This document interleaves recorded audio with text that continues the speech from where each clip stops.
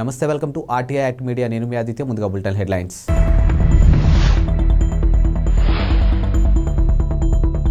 ప్రపంచవ్యాప్తంగా పెరుగుతున్న కరోనా కేసులు కారణం వెల్లడించిన WHO.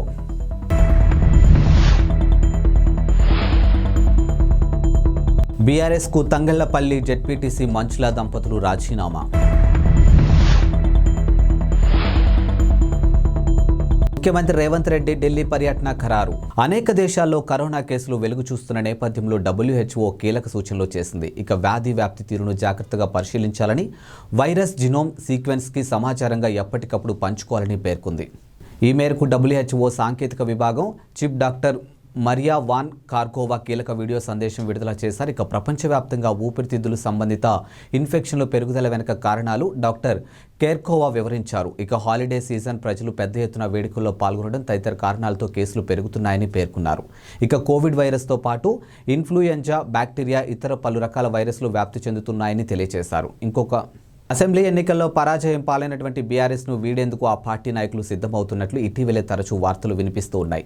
ఈ విషయంలో అధికార పార్టీ నాయకులతో మంతనాలు కూడా జరుగుతున్నట్టు ప్రచారం జరిగింది.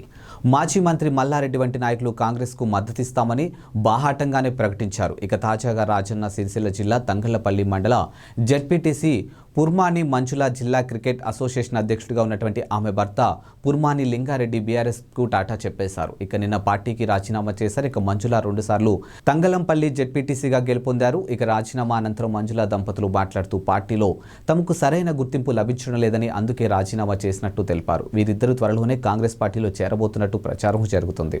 తెలంగాణ ముఖ్యమంత్రి రేవంత్ రెడ్డి ఢిల్లీ పర్యటన ఖరారైంది. ఈ నెల 17న ఆయన దేశ రాజధాని ఢిల్లీ వెళ్లనున్నారు. ఈ మేరకు ముఖ్యమంత్రి కార్యాలయం అధికారికంగా ప్రకటించింది. ఇక మంత్రివర్గ విస్తరణ గురించి హైకమాండ్తో ఆయన చర్చించనున్నారు.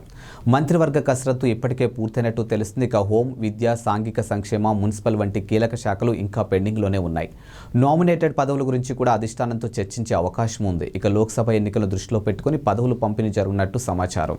రేవంత్ రెడ్డి ప్రభుత్వం కొలువు తీరాక డ్రగ్స్పై ప్రత్యేక దృష్టి సారించింది. ఇక మాదక ద్రవ్యాలు ఉక్కుపాదం మోపుతామని, తెలంగాణను డ్రగ్స్ రహిత రాష్ట్రంగా తీర్చిదిద్దామని, డ్రగ్స్తో దొరికితే ఎంతటి వారైనా వదిలిపెట్టేదే లేదని హెచ్చరించారు.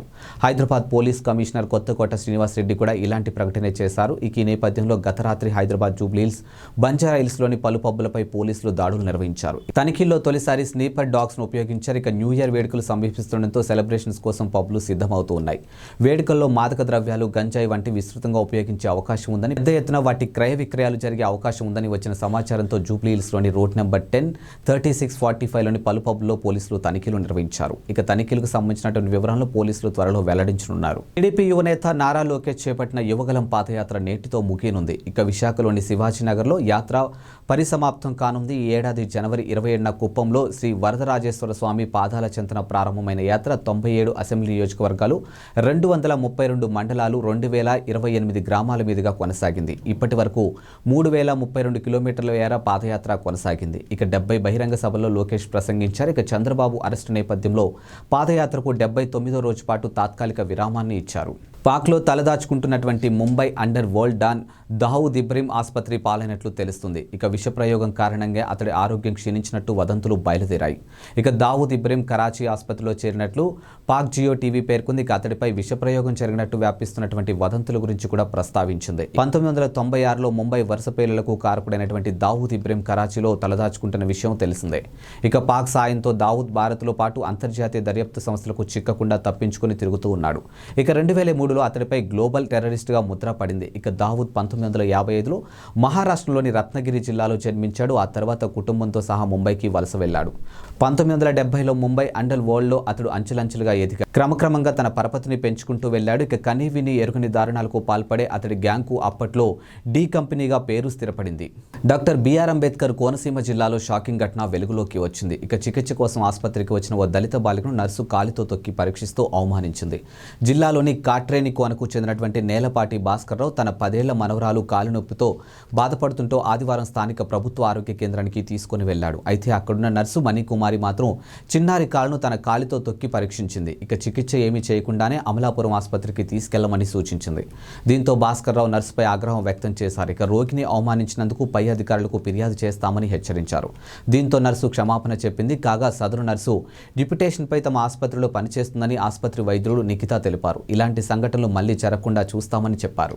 యువగలం పాదయాత్రను కొనసాగిస్తున్న టీడీపీ జాతీయ ప్రధాన కార్యదర్శి నారా లోకేష్ కుడి చేతికి ఆదివారం స్వల్ప గాయమైంది. అభిమానులకు అభివాదం చేస్తున్న సమయంలో ఓ వ్యక్తి లోకేష్ చేతిని అందుకొని బలంగా నొక్కడంతో ఈ గాయమైంది. చీలమండం నరంపై ఒత్తిడి పడడంతో స్వల్పంగా వాపు వచ్చింది. ఇక పాదయాత్ర పరవాడ మండలంలోకి ప్రవేశించిన సమయంలో ఈ ఘటన చోటు చేసుకుంది.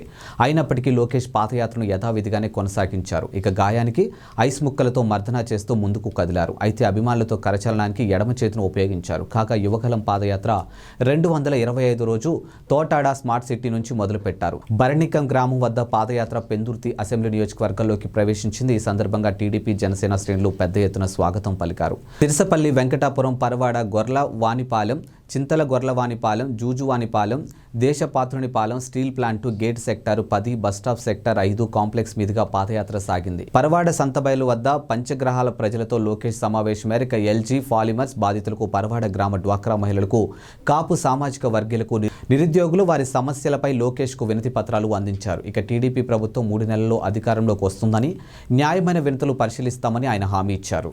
గాజాలో అతిపెద్ద సొరంగాన్ని గుర్తించామని ఇజ్రాయెల్ సైన్యం ఆదివారం ప్రకటించింది. ఇక సరిహద్దు వద్ద ఎరేజ్ క్రాసింగ్కు 400 మీటర్ల దూరంలో దీన్ని గుర్తించినట్లు వెల్లడించింది. ఇక చిన్న వాహనాలు సునాయాసంగా ప్రయాణించేంత పెద్దదిగా ఈ సొరంగం ఉందని వివరించింది. ఈ సొరంగం నిర్మాణానికి కొన్నేళ్లు పట్టి ఉండొచ్చని, భారీగా నిధులు ఖర్చయి ఉండొచ్చని ఇజ్రాయెల్ సైన్యం భావిస్తోంది.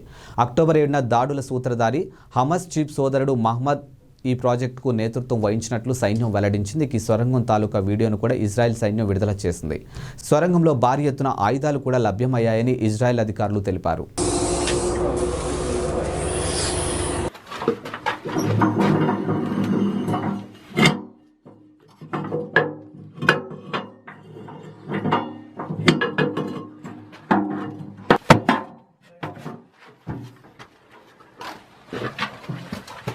عشان تجيب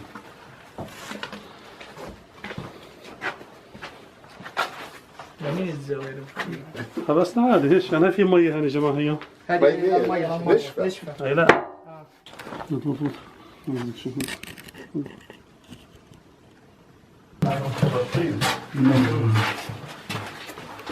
فين ضغط الباب اللي قام له بحر ايه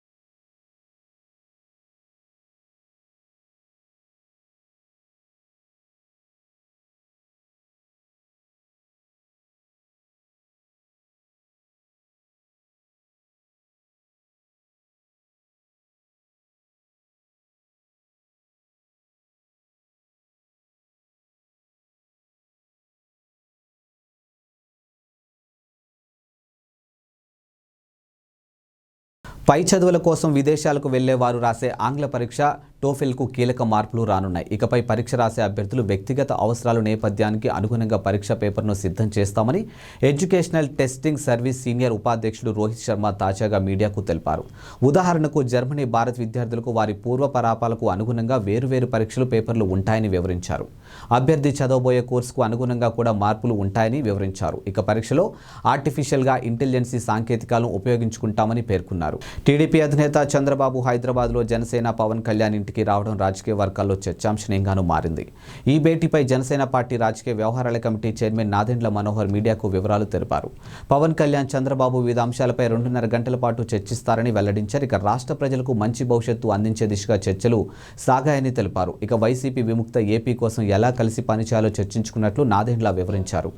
ఎన్నికలకు ఎలా వెళ్లాలనే వ్యూహంపై చంద్రబాబు, పవన్ కళ్యాణ్ చర్చించారు. ఇక ఏపీకి చక్కటి పరిపాలన ఎలా అందించాలనే దానిపై చర్చ జరిగింది.